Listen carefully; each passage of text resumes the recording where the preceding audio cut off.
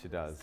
Oh, this is what I need every morning. I can't go back. We can record this and then just replay it in the morning. You could wake up and it would just be, That's what good I morning, need. you look beautiful today. What a great way to wake up. Yeah. Do you know how my mum used to wake me up? No. Well, school days, she'd just come in and rip my covers off and scream at me to get up, and it used to put me in such a bad mood. My dad used to flip the bed off. Like, Oh, why? And Woke then me up. on weekends, she would vacuum against the bedroom door and just bang, bang, bang. With the that's sound really of that vacuum. passive aggressive. I hate the Oh my sound of God. vacuum cleaners, leaf blowers, all of that now. They're not the Focus TV Network chips. There we go. All right. Stream it. Streaming. Go for it. Stand by. So she finishes making the punching sound from the potato chip. Oh, bloody hell, Victoria. Pass them around. All right, let's go for it. Exciting. All right. All right. Magic. Go for it. Sorry, I'm channeling the energy to be able to do this. Welcome to another episode of Sadie Says. I am your host, Natalie Sadie, and joining me today is COO and co-building group, Scott Harris. Thank you, Building Construction Group. Oh shit, let's do it again. I all knew right. I would do that. It's all right. I love when she says, oh shit. There is a building group, though. They kind of knocked us off, so I don't want them to call them. No, of course. There's also another Scott Harris that knocked me off, too. Fuckers. Okay, can I just go? Yeah. Oh no, we're still going into the chips. Is that you in them now, Andy? What's that? I said, and now it's you in the chips. It is. All right, stand I by. wouldn't have even known. He didn't open them. The Building Construction Group. Building He just says Construction a Group, healthy drink. BCG. Look, Building BCG. Construction He Group. just buys a healthy drink and then opens a bag of chips. Nice. All right. You've got to offset. Believe me, you're talking to the wrong guy when you're talking about healthy stuff. Here we go. You? Him. Building Well, he's Construction chef. Group, Does BCG. that count? Ooh, what have you been up to? Make sure you're talking about the food. Here we go, here we go, here we go. Go for it when you're ready. Next time you come here, Yes, come here without food, okay? I would happy to. I'd love to. Because I think last time you said you were going to bring something and you never did. I did? You said you were, I yeah. don't know anything about that. Well, you know what? Invite me back. I'll bring food. LA home, you're coming back. Yeah. Here we go. I'll cook for everybody here. Everybody. Yes. Everyone, yeah, we have 40 shows here. So just, Yeah, we'll just work through them all. Okay. Won't be here. It'll be in Harrisburg. Here we go. Go for it when you're ready. Okay. That was so petty. Welcome to another episode of Sadie Says. I am your host, Natalie Sadie, and joining me today is COO, founder of Building Construction Group, Scott Harris. Sorry, it's co-founder. Oh, fuck me, Natalie. Sorry. Sorry. Sorry, the other guy who founded it would be really pissed. So, sorry. Oh, is he the one that spoke to you a couple of weeks ago? Yeah, Though? Well, I don't yeah. like him, so fucking. All right, 3 times will be even better. All right. Okay. I haven't had any drugs at all. Wait, hold on. Okay, good. We're good?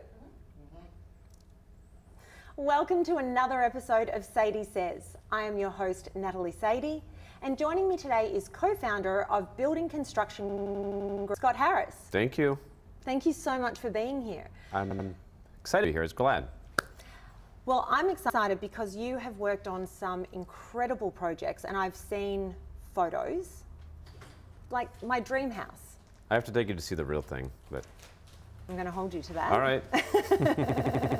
To start with, you've worked with some pretty big names. You've worked with Kevin James, Begley Jr. You've even worked on restaurants for Gordon Ramsay. Yes. Which one, even if I haven't mentioned them, has been your favorite so far? Favorite has been Ed Begley, because to me, when you're building a home, what's amazing about it is getting to know your client. Mm-hmm. You know, a home in a sense is just a lot of materials and things that you're putting together with, and they're all woven in a sense. But to get to know your client and to find out, like, if I didn't learn something new from every client, then I didn't really listen or do the job. But Ed, like, the things that he taught me were just, fascinating. And So he changed my life. What sort of things was he teaching you? Because he has one of the greenest houses in North America. That's what I they believe. say. That's what Right. they've said. Yeah. So the things you were learning, was it in regards to that, or was it something completely different? You know, he challenged me and challenged a lot of us to do something that we haven't done before, because I was always the anti-green guy. And so when I met Ed, what he did is he allowed me to kind of see and think about things a little bit differently, and to question what was done. And it was that moment where you kind of have to wonder, was I doing the right thing before, or was I not? And so collectively we did something that I think is pretty amazing. Well, every time I read about you, that's the house that comes up the most, I guess, because of everything that it stands for in a time where people are trying to be very aware of their carbon footprint. But you said you were actually at least anti-green. Correct. So are you against the movement, or is there a part of it that you were against? You know, I don't even know what the movement is, and I don't know if anybody truly does. To me, it's the whole idea of green, you know, before I met Ed, and maybe even still now, just as some form of, like, it feels like it's manipulation from political sides and media, and a lot of times people put more green in their pockets. And it's, to me, people have yet to actually understand what the things are that they need to do that will actually make the biggest change.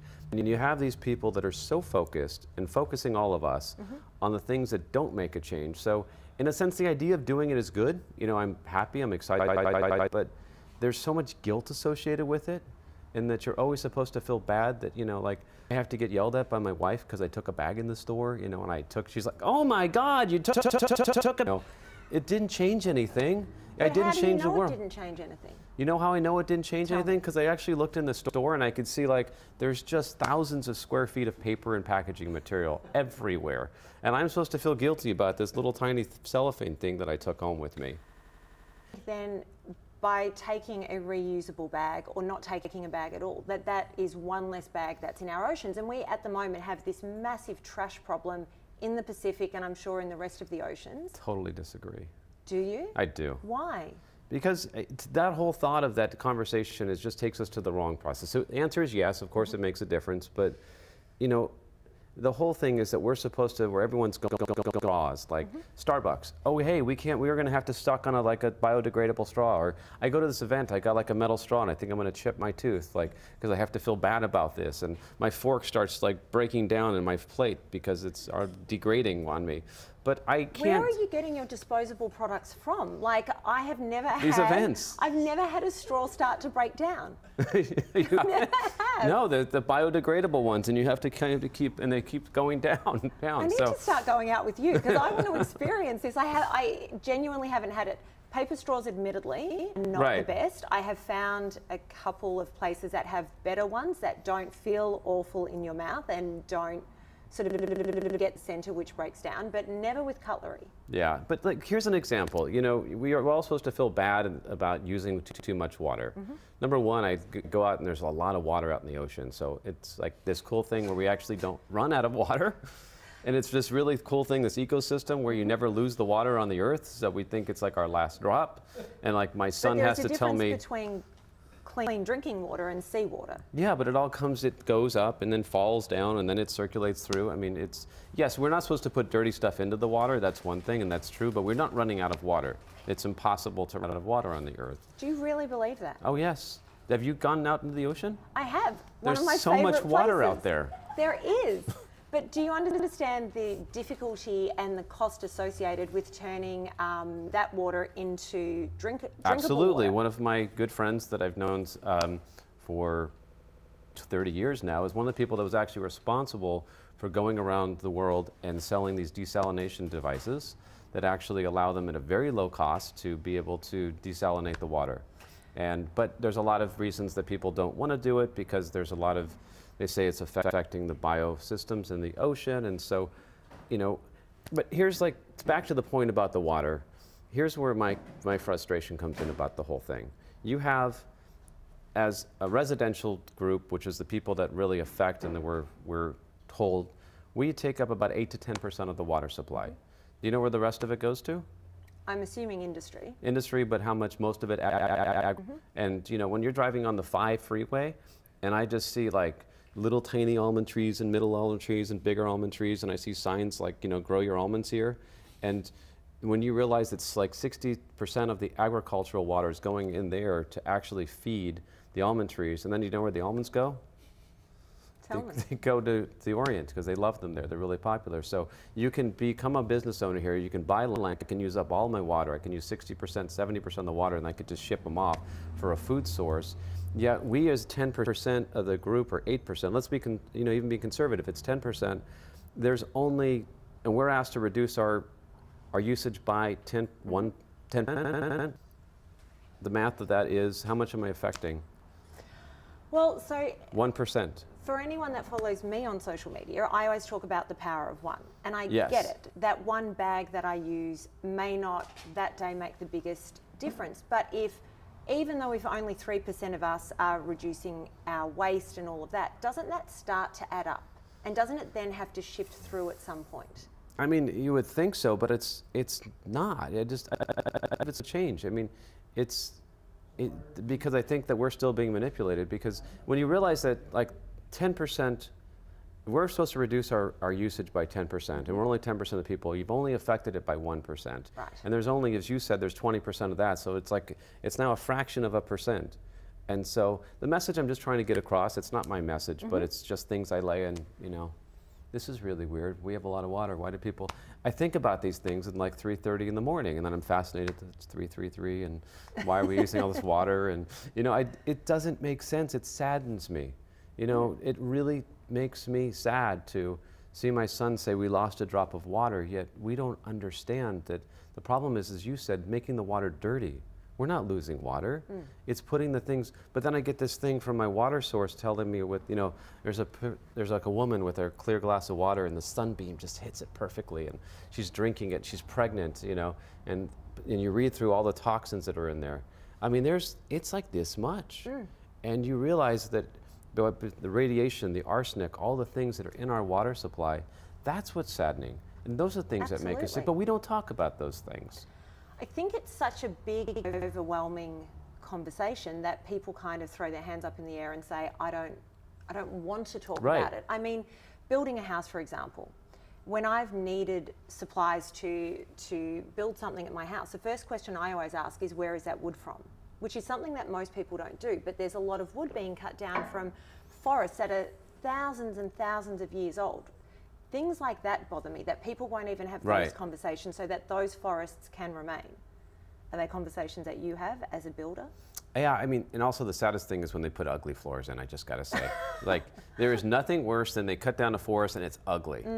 But our natural resources are amazing in the sense that they should be reused, you can recycle them. I mean, to take something and reuse it, so many people that are out there that, here's another thing of mine. I have a lot of pet peeves, so. Go for it.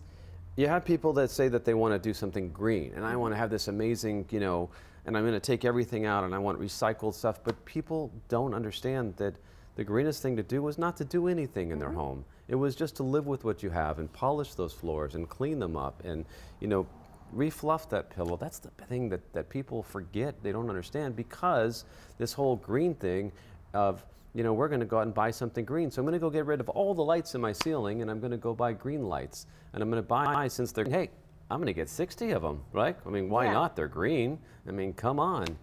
And so here's what I liked about Ed, love about Ed, and that he taught me is it wasn't so much about the whole green idea as much as it was about the idea of conserving, using less. I mean, that just is brilliant. It's genius, We used less when we built this house. We did less. We spent less. And those are the things that, to me, make sense. And that's a whole thing. We seem to live in a time where it's all about excess and I've got to have the best and the latest and all of that. And so then you go back to working with Ed, who's minimizing it all. Was it fun, or was it initially a tough sort of step to take to use less and just have less going on? I think it was a natural step. I mean, to me, luxury is something that's in the mind. It doesn't exist. It's a perception, it's a marketing term, it's a buzzword. It looks good. People subscribe to it. There's people on Instagram, hashtag luxury, I'm cool, and everyone thinks they're luxurious. But to just go down to the fundamentals of, You know, I think about things a little differently sometimes. Like I'm the weird guy that's off to the side, just tripping out on like the animal's little anthill there, because I think how quickly it is, you know, life on this earth knows how to quickly fabricate their own homes. And the fact that they don't have air conditioning, they don't have lights, they don't have any of these things, but they live so comfortably. You know, and if you've ever stuck your hand in the ant hole or got into the lights, they knew how to do it.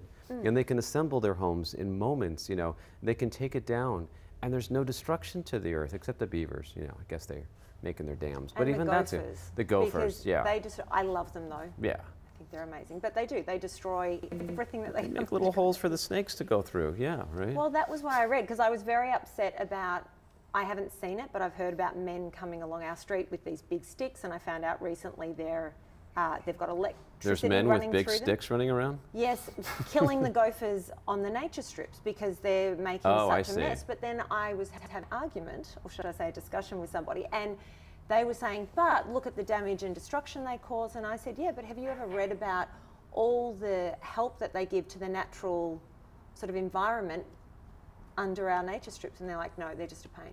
Yeah, I mean, I haven't seen a beaver in action, I've only seen Yeah. gophers.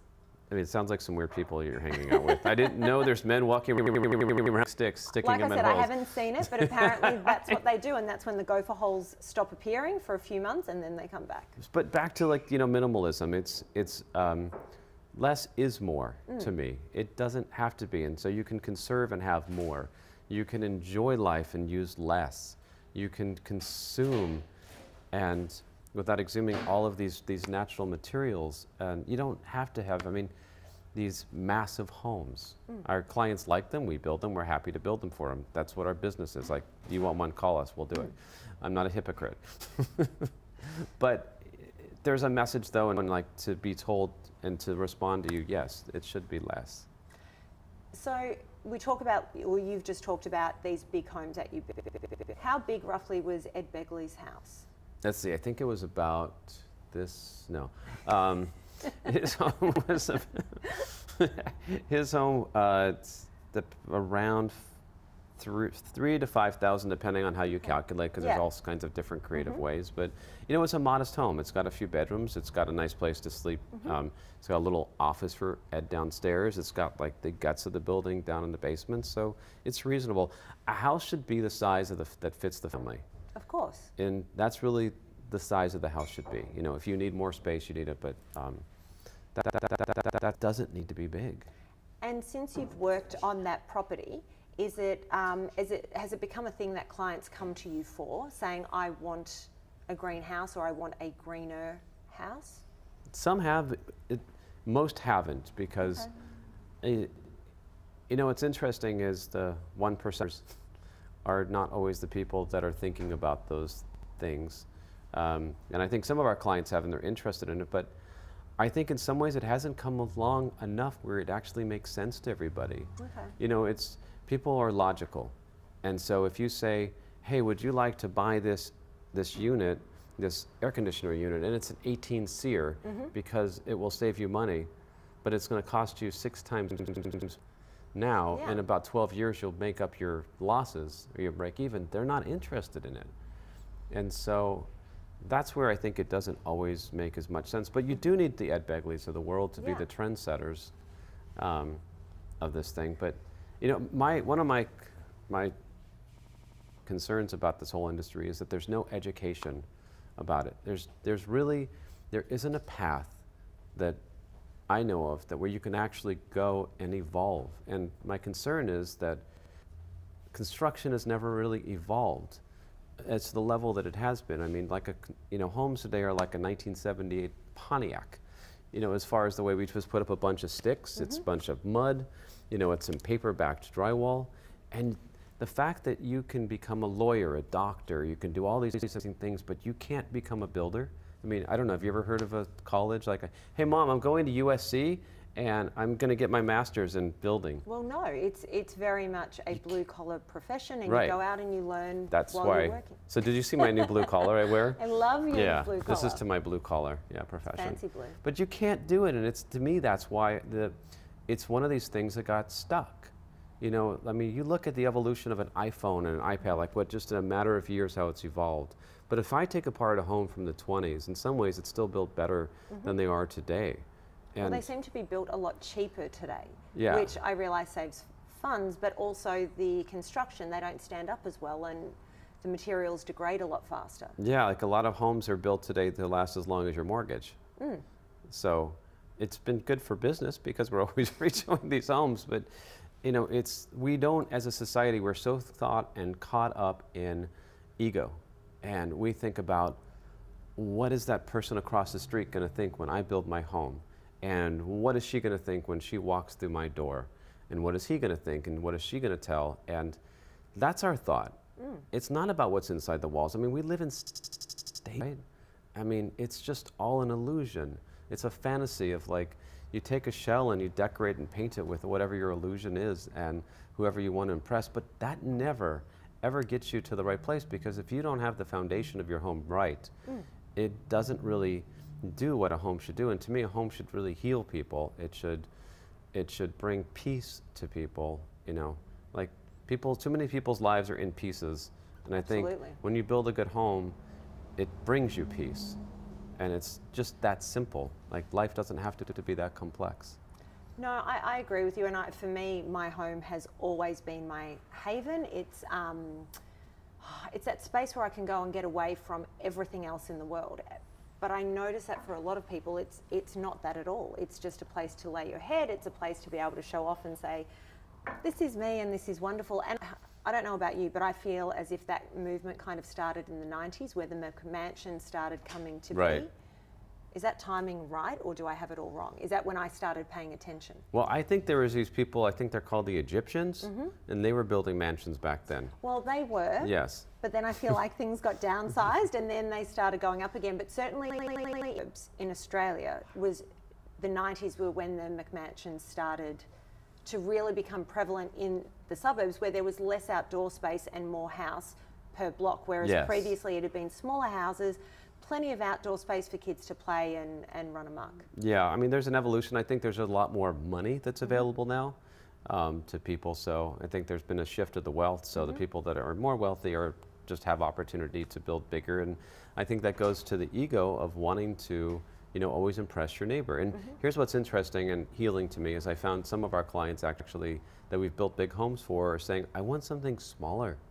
Like, I want something that fits. Like, a home should be like an outfit, right? I don't have to wear this big baggy, you know, thing that doesn't really fit me and I'm never comfortable. It should house you. A house should just house you. It should envelop you. And that's why, so some of our people are actually doing, we're kind of excited that there's maybe a little bit of an evolution shifting there to go get away from the McMansion. Well, that's so nice to hear. And before we finish up, because we are running out of time, I always like to ask everybody if they could share something with us that nobody would really have any idea about themselves. So, something that nobody. Or at least the greater public wouldn't know about you or expect. Really? Can I tell it here? Yeah. It's okay? Yeah. No, I'm kidding. I can't tell that stuff. I was like, what am I about to hear? No. I mean, probably one thing that people don't know about me is that I was smoking for many years. Oh. And I finally decided to give it up because I didn't want to be one of those people that were sick, and one of those things you just hide, because I wanted to be on this earth longer and I wanted to teach people things, and I just wanted to be able to teach my children things so they could teach others. So I decided to roll it on the window, and then I tossed it out. How long ago did you do that? That was yesterday. So how's it all going for you? Kidding. Just kidding. No, that was about 7 months ago. Well, congratulations. It's a big thing. I've never been a smoker, but I've watched many people in my life struggle with giving it up. It's a big thing. Yeah. Scott, thank you so much. I could talk to you for another hour. Okay. But we have sadly run out of time. Thank you for joining me for this episode of Sadie Says. Thank you.